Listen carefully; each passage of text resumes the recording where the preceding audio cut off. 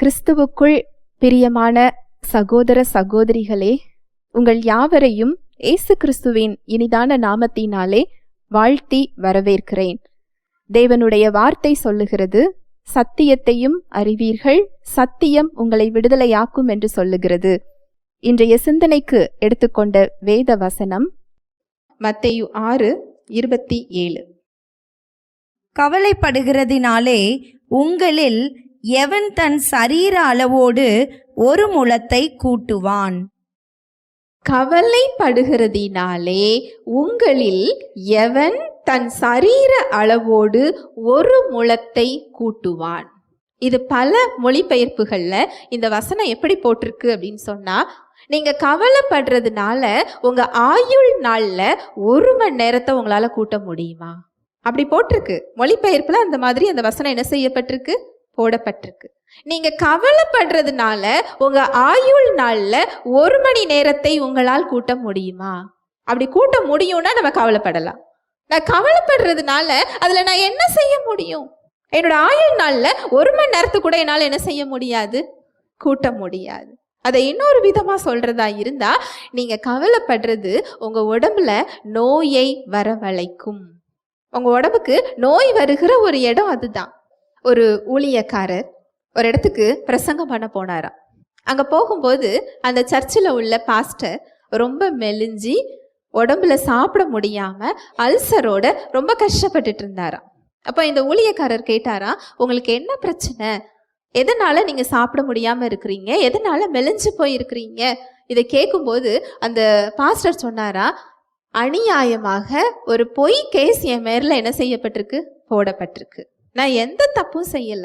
நான் போலீஸ் ஸ்டேஷனுக்கும் நான் கோர்ட்டுக்கும் என்ன செஞ்சுக்கிட்டு இருக்கிறேன், அலைஞ்சுக்கிட்டு இருக்கிறேன். நான் எந்த தவறும் செய்யாம இதுல அநியாயமா நான் அலைக்கழிக்கப்படுகிறேன். என் மேல அநியாயமா குற்றம் சாட்டப்பட்டிருக்கு. என்னால இதை ஏற்றுக்கொள்ள முடியல. என்னால இதை என்ன செய்ய முடியல, தாங்க முடியல. எனக்கு படுத்தா என்ன செய்ய முடிய மாட்டேங்கி, தூக்கம் வரல. அந்த எண்ணமானது, அந்த கவலையானது அவர் உடம்புல நோயை கொடுத்து சாப்பிட முடியாம மெலிஞ்சி உடம்புல பல நோய்களை அவர் வச்சுக்கிட்டு இருந்தாராம். அப்போ இந்த ஊழியக்காரர் சொன்னாராம், என்னோட வாழ்க்கையில என்னென்ன பிரச்சனை இருக்குன்னு தெரியுமா அப்படின்னு கேட்டாராம். உடனே அவர் சொன்னாரா, தெரியல, சொல்லுங்களேன் அப்படின்னு சொல்லும்போது அவர் வாழ்க்கையில அவர் எதிர்கொள்ற, அவர் முன்னாடி நிக்கிற ஒரு 4-5 சவால்களை சொன்னாராம்.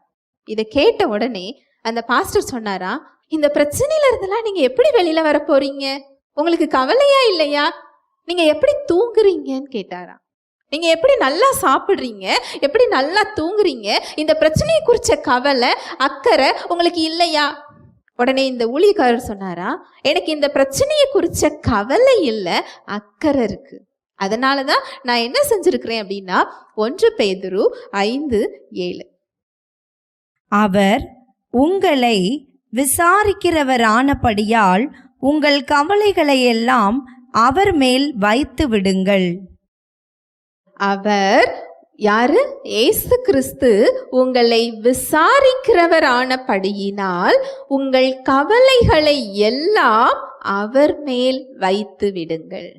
இதுக்கு ஒரு மொழிபெயர்ப்புல எப்படி போடப்பட்டிருக்கும் அப்படின்னா, அவர் விசாரிக்கிறவர் மட்டும் இல்லையா, மனுஷங்க மட்டும்தான் விசாரிப்பாங்க. அவங்களால ஆறுதல் தான் செய்ய முடியும்.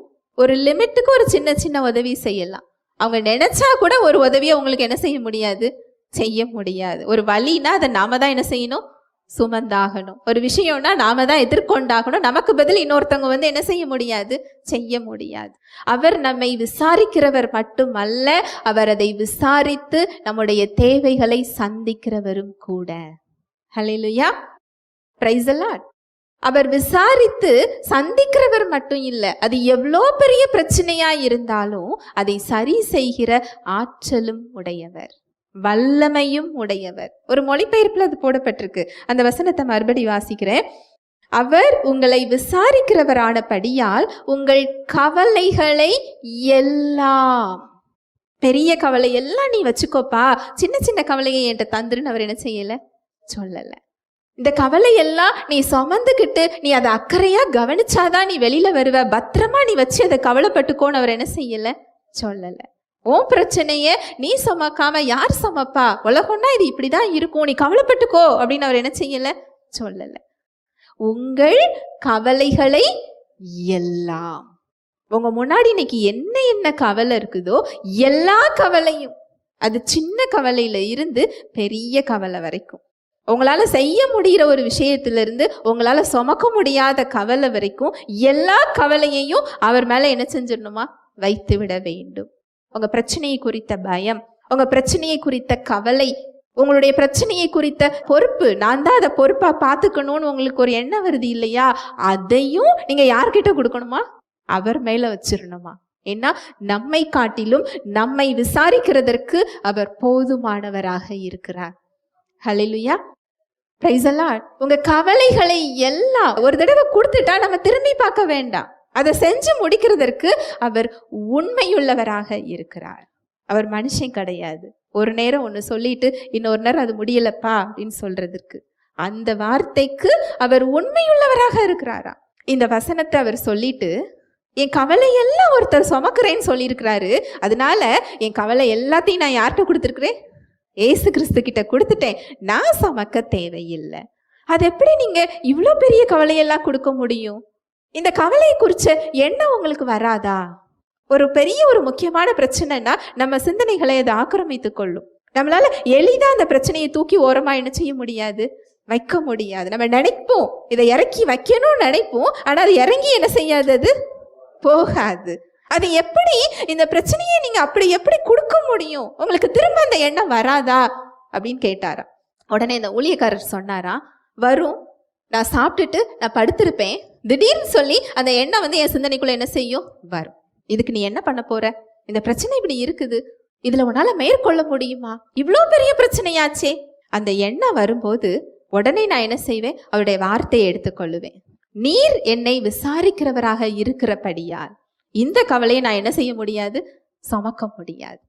என்னால இதை சுமக்க முடியாது. உங்க வார்த்தை சொல்லியிருக்கு, அது உங்க கையில கொடுக்க சொல்லியிருக்கு. இந்த பிரச்சனையை நீங்க பார்த்துக்கோங்க, என்னால என்ன செய்ய முடியாது? பார்க்க முடியாது. நீங்க அதை விசாரிக்கிறதுக்காக நன்றி, என் சார்பில் செயல்படுறதுக்காக நன்றி, என் கூட இதுல இருக்கிறதுக்காக நன்றி, இதுல என்னை மேற்கொள்ள வச்சதுக்காக நன்றின்னு சொல்லி ஒரு 5 நிமிஷம் அவருக்கு நன்றி சொல்லிட்டு மறுபடியும் என்ன செய்வேன்? படுத்துக்கொள்ளுவேன். மறுபடியும் எண்ணம் வரும், மறுபடியும் எழுந்து உட்கார்ந்து இதை தான் நான் என்ன செய்வேன்? சொல்லுவேன். எத்தனை முறை எனக்கு அந்த எண்ணங்களை சாத்தான் கொடுக்கிறானோ அத்தனை முறையும் அவருடைய வார்த்தையை என் சிந்தனைகளுக்கு கொடுப்பேன். கொஞ்ச நாள் அந்த கவலை என்னை விட்டு என்ன செஞ்சிடும்? போயிடும். இயல்பாகவே அந்த பிரச்சனையும் என்னை விட்டு என்ன செஞ்சிடும்? போய்விடும். இதை நீங்க செஞ்சு பாருங்க அப்படின்னு சொல்லிட்டு அவர் என்ன செஞ்சிட்டாரு? போயிட்டாரு. ஒரு 6 மாசம் கழிச்சு மறுபடியும் அந்த சர்ச்சுக்கு போய் பிரசங்கம் பண்ண போகும்போது அந்த பாஸ்டர் நல்லா சாப்பிட்டாராம், நல்ல ஒரு ஹெல்த்தியா ஆரோக்கியமா ரொம்ப சந்தோஷமா இருந்தாராம். உடனே இந்த ஊழியக்காரர் கேட்டாரா, எப்படி அந்த கேஸை நீங்க மேற்கொண்டீங்க அப்படின்னு கேட்கும்போது, உங்களை மாதிரியே அந்த பிரச்சனையை நான் அவர்கிட்ட என்ன செஞ்சுட்டேன்? கொடுத்துட்டேன். படுக்கும்போது திடீர்னு எனக்கு கவலை வரும், பயம் வரும், நாளைக்கு கேஸ் அங்க போகணுமே, இப்படியெல்லாம் என்ன செஞ்சுட்டாங்களேன்னு வரும். உடனே அவருடைய வார்த்தையை சொல்ல ஆரம்பிப்பேன். நீர் என்னை விசாரிக்கிறவரானபடியால் என் கவலையை உங்ககிட்ட நான் என்ன செஞ்சுட்டேன்? கொடுத்துட்டேன். இந்த கேஸை ஏன் சார்பில் யாரு தான் நடத்த போறா? நீங்க தான் நடத்த போறீங்க. நான் ஏன் இந்த கேஸை நடத்த போகணும்? அதுக்கு நான் ஏன் பதில் சொல்ல போகணும்? நான் அதுக்கு நன்றி சொல்ல சொல்ல ஒரு வாரம் எனக்கு திரும்ப திரும்ப அந்த எண்ணங்கள் வந்தது.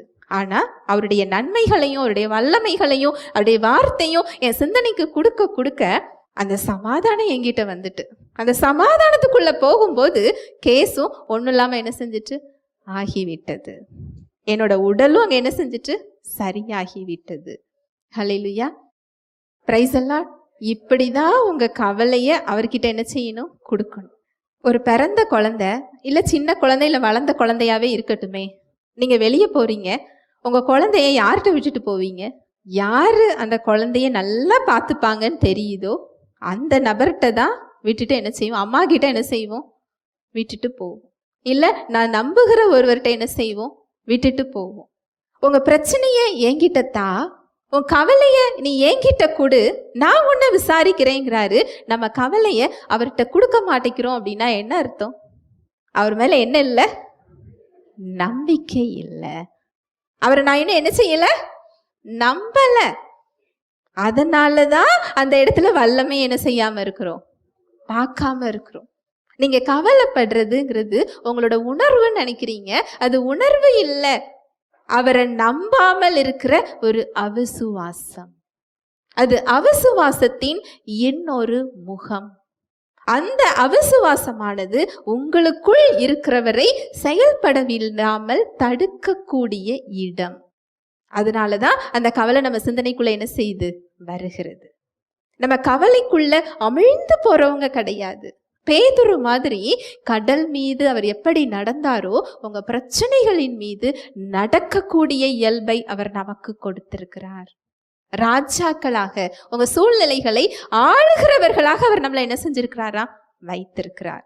இன்னைக்கு நீங்க என்னென்ன சூழ்நிலைகளை நினைச்சு கலங்கி நிக்கிறீங்களோ, கவலைப்படுறீங்களோ, உங்க சரீரத்தை குறிச்சு, நோயை குறிச்சு, பிள்ளைகளை குறிச்சு நீங்க என்ன காரியத்துக்காக கலங்கி நிக்கிறீங்களோ, இந்த பிரச்சனைக்குள்ள நீங்க அமிழ்ந்து போறவங்க இல்ல, அதன் மேல் நடக்கிறவர்களாக அவர் நம்மை வைத்திருக்கிறார். இந்த கவலையானது நம்ம சரீரத்துக்கு அது நோயையும் என்ன செய்தா கொடுக்கிறது. நம்முடைய சரீரத்தில் உள்ள ஒவ்வொரு உறுப்புகளும் அமிலங்களால தான் அது இயங்கி கொண்டிருக்கிறது. உங்களுக்கு ஒரு சின்ன உதாரணம் சொல்கிறேன். உங்களுக்கு சுகர் அப்படின்னா ஒரு அளவு தான் அது என்ன செய்யணும் இருக்கணும். ப்ரெஷர்னா ஒரு அளவு தான் இருக்கணும். கொலஸ்ட்ரால்னா ஒரு அளவு தான் இருக்கணும். உடம்புல சுரக்கிற ரசாயனங்கள் எல்லாம் ஒரு அளவில் இருக்கும்போது தான் அந்த உறுப்புகள் நார்மலாக என்ன செய்யும் செயல்படும். எப்படி ஒரு சக்கரம் அது எண்ணெய் விட்டால் அது சிக்கு இல்லாமல் ஓடும் தெரியுமா? இல்லைன்னா கிரீச் கிரீச்சின்னு சத்தம் கேட்கும்ல. அது போல உங்க உறுப்புகள் இயங்குகிறதற்கு அமிலங்களும் ரசாயனங்களும் தேவை. இந்த அமிலங்களும் ரசாயனமும் நீங்க தேவ அன்புலையும் விசுவாசத்திலையும் இருக்கும்போது மட்டும்தான் அது சீராக சுரக்கும். இல்லாட்டி ஒன்று கூடி ஒன்று என்ன செஞ்சிடும் குறைஞ்சிரும். அதுதான் சுகர், அதுதான் ப்ரெஷர், அதுதான் கொலஸ்ட்ரால், அதுதான் ஹார்ட் பிரச்சனை. இப்ப சொல்லுங்க, நோய் எங்கிருந்து வருது? கவலைப்படுறதுனால வருது. நிறைய காரணம் இருக்கு. ஒரு முக்கியமான காரணம் இதுவும். நீங்க மன்னிக்காததுனால நோய் வரும், திருடனுக்கு இடம் கொடுக்கறதுனால நோய் வரும், நீங்க கவலைப்படுறதுனால நோய் வரும். கவலைப்படும் போது உங்க சரீரத்துல உள்ள அமிலங்களோட சுரப்பு மாறுகிறது. இயல்பாகவே உங்க வயிற்றுல அல்சர் என்ன செய்ய ஆரம்பிச்சிரும் வர ஆரம்பிச்சிரும். அப்போ இந்த கவலைப்படுறதுனால நம்ம ஆயுசு நாள்ல 1 மணி நேரத்தை நம்மளால என்ன செய்ய முடியாது கூட்ட முடியாது. 1 மணி நேரம் என்ன, 1 நிமிஷத்தை கூட என்ன செய்ய முடியாது கூட்ட முடியாது. அதனால நான் தேவ வல்லமையே அந்த இடத்துல நான் தடுக்கிறேன். அது அவிசுவாசத்தின் இன்னொரு முகமாக அது இருக்கிறது. தேவ வல்லமை அதுல தடுக்கப்படுகிறது. அது என்னோட உடலுக்கு அது நோயை கொடுக்கிறதுன்னு சொன்னா அந்த கவலையை நாம ஏன் சுமக்கணும்? ஒருத்தர் சொல்றாரு, அந்த கவலையையும் சேர்த்து ஒன்னையும் சேர்த்து நான் சுமக்கிறேன், நான் ஒன்ன விசாரிக்கிறேன், உன் கவலை எல்லாத்தையும் நீ என்கிட்ட என்ன செஞ்சிரு கொடுத்து விடு. நான் விசாரிக்கிறவர் மாத்திரம் இல்லை, அதை சந்திக்கிறவரும் கூட. நான் சந்திக்கிறவர் மாத்திரம் இல்லை, அதை சந்திக்கிறதுக்கு வல்லமை உள்ளவரும் கூட. அதுல வல்லமை உள்ளவர் மாத்திரம் இல்லை, அந்த வார்த்தைக்கு உண்மை உள்ளவரும் கூட. ஹல்லேலூயா, பிரைஸ் தி லார்ட். பரிசுத்த ஆவியானவர் தாமே தேவ வார்த்தையோடு கூட உங்கள் யாவரோடும் இடைப்பட்டார் என்பதை விசுவாசிக்கிறேன். தேவ வார்த்தையில் சொல்லப்பட்ட சத்தியத்தின்படி சிந்திக்க, செயல்பட இன்று நாம் தீர்மானம் எடுப்போம். தேவனுடைய கிருபையும் சமாதானமும் உங்கள் அனைவரோடும் கூட என்றைக்கும் இருப்பதாக. ஆமேன்.